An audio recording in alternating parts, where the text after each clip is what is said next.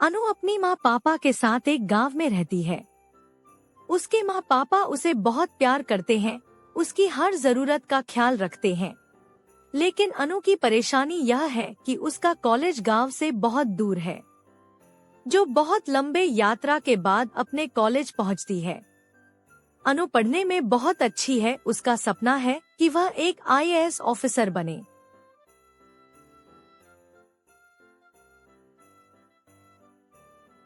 बेटी आज कॉलेज मत जाओ, तुम्हें देखने के लिए लड़के वाले आने वाले हैं। लेकिन माँ मेरी शादी की इतनी भी क्या जल्दी है, अभी मुझे पर लिख तो लेने दो, मुझे अपने पैरों पर खड़े हो जाने दो।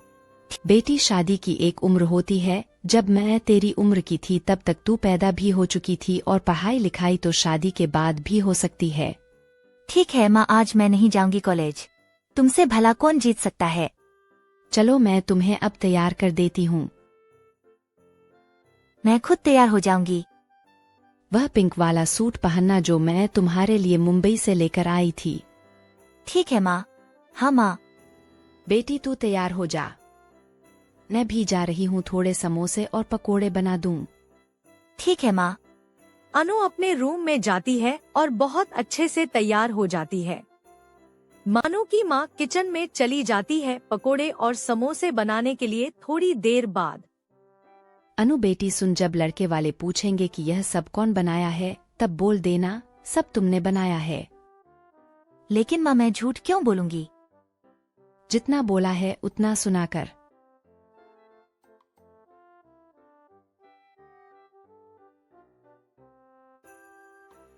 के वाले आ जाते हैं। अनु के माँ पापा उनका बहुत स्वागत करते हैं। फिर अनु को बुलाया जाता है। अनु आती है। राहुल अनु को देखता है तो देखता ही रह जाता है, अनु है ही बहुत प्यारी। राहुल और अनु आपस में बातचीत करते हैं। आपका नाम क्या है? अनुष्का नाम है मेरा, लेकिन माँ पापा मुझे अनु बुलाते हैं। बड़ा प्यारा नाम है आपका। फिर कुछ दिनों बाद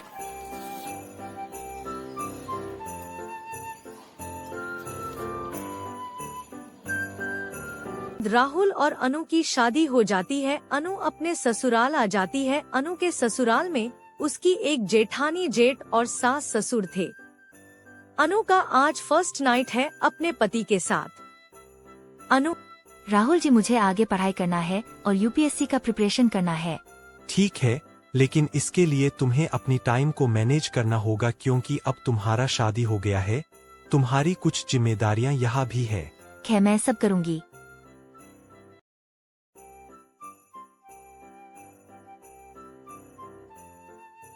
अनु के आते ही उसकी जेठानी घर का सारा काम करवाने लगती है, जिससे अनु को काम करते करते सुबह से शाम हो जाता है। रात के 11 बज गया है, अब मैं पढ़ाई कैसे करूं? ऐसा करती हूँ सिर्फ 1 घंटा ही पढ़ लेती हूँ। 1 घंटे के बजाय 3 घंटा पढ़ाई कर लेती है। और जब सुबह अनु उठती है तो फिर वह सोचती है क्यों ना मैं थोड़ा और पढ़ाई कर लेती हूँ। इस प्रकार अनु मॉर्निंग में भी 1 घंटा पढ़ लेती है। फिर वह काम में जुट जाती है। अनु सब्जी बना दो, दाल बना दो, चावल मैं बना दूं। ठीक है दीदी जी। इस प्रकार अनु अपने सास और जेठानी के किसी भी काम को मना नहीं करती। ऐसे ही टाइम बीतता जाता है। अनु रोज थोड़ा थोड़ा टाइम निकाल कर पढ़ाई करती थी।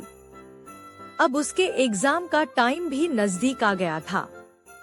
उसके एग्जाम में सिर्फ 3 महीने बचे थे। राहुल रोज अनु को घर का इतना सारा काम करते देखता था और अपनी भाभी का बर्ताव भी देखता था। अनु का एग्जाम नजदीक है, वह ऐसे ही काम करती रहेगी तो उसके पढ़ाई का क्या होगा। मुझे भाभी और माँ से बात करनी होगी। राहुल अपनी माँ और भाभी से बात करता है, जिसके बाद वह अनु को काम करने के लिए नहीं कहती है, जिससे अनु को पढ़ाई करने का ज्यादा टाइम मिल जाता। और कुछ दिनों बाद अनु अपना एग्जाम देती है। फिर कुछ महीनों बाद उसका रिजल्ट आ जाता है। उसका यूपीएससी क्लियर हो जाता है और वह एक आईएएस ऑफिसर बन जाती है। यह सब सिर्फ अनु के लगन और मेहनत का नतीजा था। अनु ने शादी के बाद भी अपने पढ़ाई के लिए टाइम निकाला और रोज अपनी पढ़ाई को जारी रखा। भले ही उसे कम टाइम मिलता था, लेकिन वह कम टाइम में भी पढ़ाई जरूर करती थी। इस प्रकार फ्रेंड, सपना कितना भी बड़ा क्यों ना हो, अगर हम उस सपने को पूरा करने के लिए थोड़ा समय ही दे तो वह एक दिन हमें जरूर बड़ा फल देता है, लेकिन इसमें लगन का होना जरूरी है।